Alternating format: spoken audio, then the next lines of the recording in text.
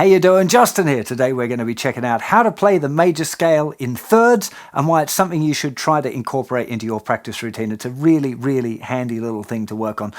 First of all, what is a third? So a third interval is the same as playing a note of the major scale, missing a note, and then playing the next one. So using the A major scale for this particular exercise today, we start on the first note, we miss the second note and play the next one. That's the interval of a third. In this particular case, it's a major third interval. Anyone that's doing my ear training will know that I use the song reference for a major third is "Oh, When the Saints Go Marching In." Yeah, it's the sound of a major third interval. Now, if we do the same thing starting on the second degree of the scale, so we play a note, miss a note, and then play a next note, we'd end up playing the note B to D. Now, that particular interval is a minor third interval. So you'd be familiar with green sleeves as being the reference for a minor third interval.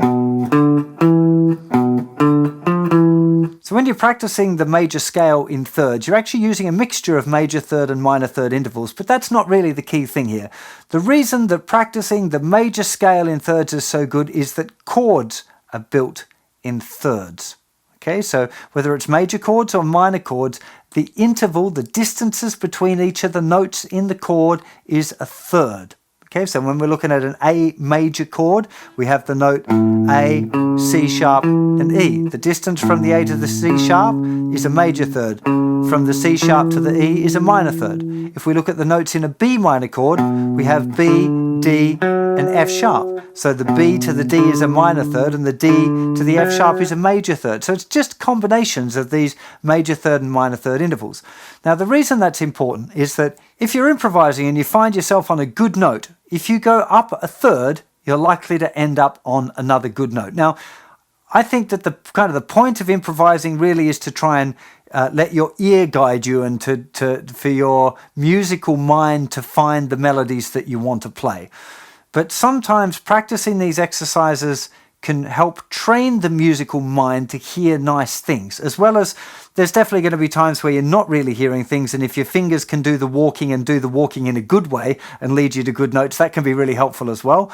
But I think practicing in thirds also kind of trains your brain up to your musical mind to hear things that are a third apart, to hear melody lines that work that way. And if you do find that, then it's likely if you hear a third interval in your musical mind and your fingers are used to going there, they'll find that right note easier. Now, practicing scales is very much a you are what you eat thing. If you practice playing scales up and down a lot, when you come to improvise, you're going to play scales up and down a lot. And that's generally, I mean, it's okay in occasions, but it's not particularly melodic, and it doesn't always fit with the chords, and it can get pretty monotonous. So learning to play in thirds is a good way of breaking out of that and teaching your fingers and your musical mind something different. There's a few challenges that you face in other patterns. In pattern one, there's not too many. There's one that I'll talk you through. But I think it's important, a really, really important thing to practice is playing scales in thirds. So let's go through it now in a close-up in pattern one and talk about how you should go about doing that. So before you even think about practicing a scale in thirds, you really want to make sure that you can play the scale up and down confidently without really having to think too much about it. So we're looking at pattern one today, which is this.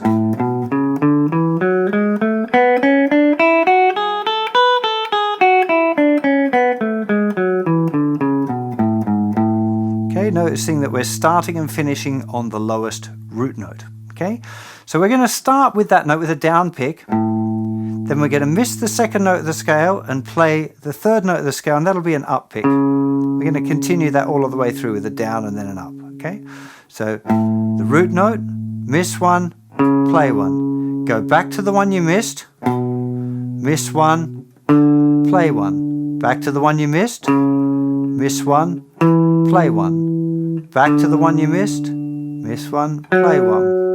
And you continue that pattern all the way up. It's all relatively simple. But something weird happens here, and that is you have to use your little finger on the same fret on two different strings. And that's a pretty weird thing for a little finger to do. Okay, so just be aware of that. You're going to have that one little moment of awkwardness there. Okay, and then we're going to finish up there. So I'd suggest practicing it a few times, just going up before you think about going down.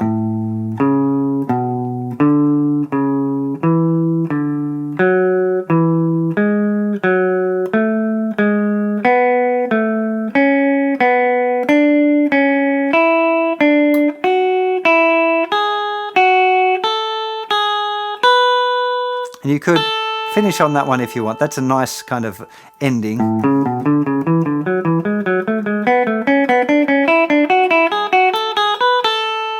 Okay, it does mean that it kind of doesn't turn around so well, but this is an awkward pattern to turn around anyway. I'll talk about that in a second. To go back down, you want to start on the highest note that you can in that particular pattern. Miss one, and then play the next one. Back to the one you missed. Miss one, play the next one. Back to the one you missed. Miss one. Now here's the awkward bit, which is little finger. So you're going to have to kind of put little finger down a little flatter than usual and roll it onto the tip. It's awkward. You'll just have to find your way around it. It's a bit of an awkward movement, that. And then continue.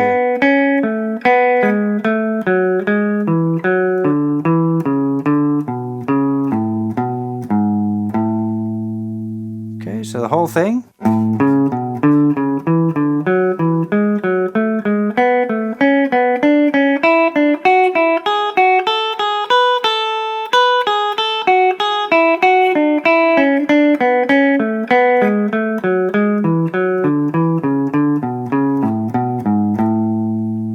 Okay, that would be the entire kind of thing to practice, and I would recommend doing it with a metronome. Remember, the picking will stay alternate, so always down, up, down, up, down, up.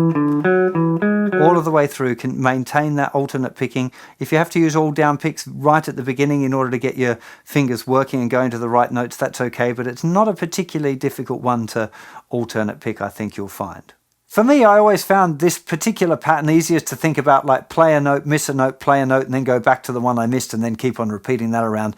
But some of these kind of maths patterns that you can apply to scales are a little bit easier if you number the notes on the scale and then look at it really as a kind of a number game. There's quite a few of these different patterns that you can apply to scales, which are a lot of fun. This particular one, if you numbered the notes of the scale, I mean, you do like 1, 2, 3, 4, 5, 6, 7, 8, 9, 10, 11, 12, 13, 14, 15, 16, then you think about this pattern would be 1, 3, 2, 4, 3, 5, 4, 6, and it's very simple if you see it written out there. I'll put some additional notes for this, a little tab, and maybe a Guitar Pro play along file as well for this particular lesson over on the website, so click that link in the description if you want that. I think sometimes seeing it like that in the little numerical patterns can be very helpful for this. Now where playing thirds gets really interesting is when we look at the patterns other than pattern 1, because pattern 1 of the major scale, other than that little bit with the little finger having a bar over between strings 3 and 2, is relatively easy, but the other patterns have nearly all got things in them that are a little bit more challenging as working out as far as the fingering goes. So I'm going to do those in a separate video. I think it's worth going through those in a bit of detail, but I don't want to bore those of you that should be just because you really want to be concentrating on pattern 1 for a while first, right? Until you're like uber confident with pattern 1, don't even think about doing pattern 2, 3, 4, 5. Just really concentrate on getting pattern 1 down and get used to the motions, get used to what it sounds like, get used to the finger movements. See if it reflects in the way you play when you improvise, because it should. If it's not, then you need to practice it more or be aware of it more when you're practicing, and try to consciously try and use it a bit until it starts to appear naturally in your playing. So hope you have a lot of fun playing this one, and I'll see you for plenty more very soon. You take care of yourselves. Bye bye.